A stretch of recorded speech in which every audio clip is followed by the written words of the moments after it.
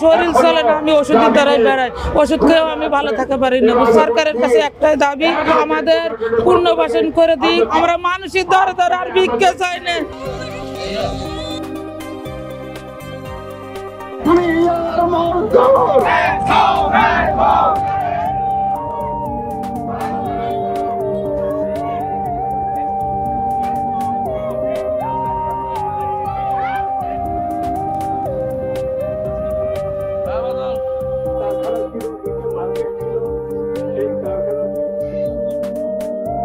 গ্রহণ করছি যে বাংলাদেশের